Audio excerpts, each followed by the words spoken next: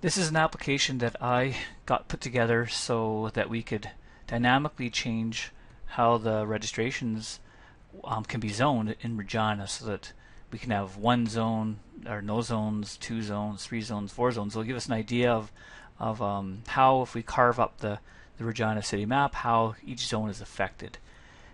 So basically, I put some registration data in a file, and not only got some of it, I need more, all the registrations from each area to make it more accurate.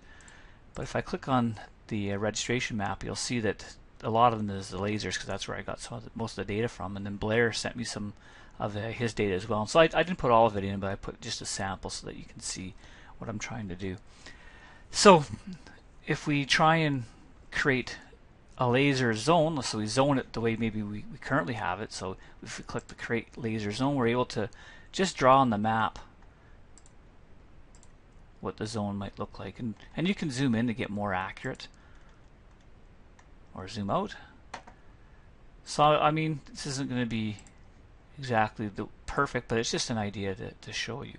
And when we say set the zone done, it means that we can see that there are 31 lasers over here. It tells us how many registrations it found in that zone. So, and it colors it appropriately too. So if we say create the Saint zone, we can, and I'm just going to quickly draw it out. So this isn't going to be perfect, but I think you get the idea.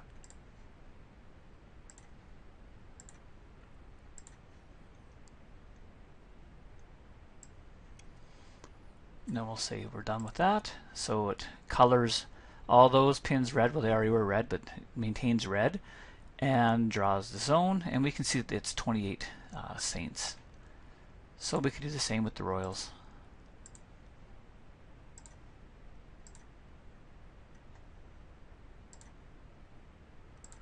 And if you zoom in, you can get a lot more accurate, as long as you just outline where you're trying to go.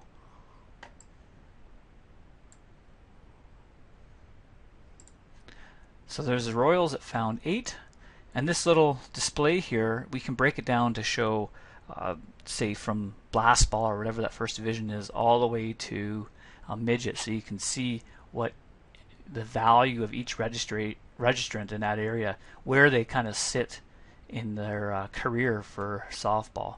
So that might help us to decide a plan going forward. And then lastly, if we create a Falcon zone.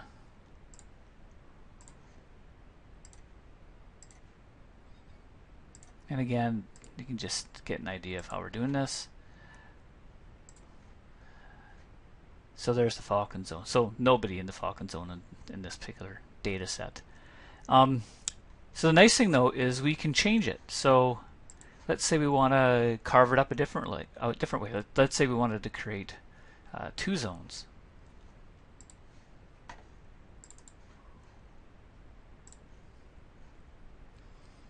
And if we had talked about it being the railway line, so let's say, and just for fun, we're going to call it lasers and say Royals. Doesn't really mean anything at this point. And create Royals, which is the same. Bisecting line. And there we see 56 lasers, 11 Royals, but like I say, all the data is not there. So if I get everybody's registration data, and I need the addresses and the birth year, then I should be able to make this work so that we'll see every registrant, where they sit and where they are in their career, and it will be broken down on this window over here. And we can play with this to see what makes sense.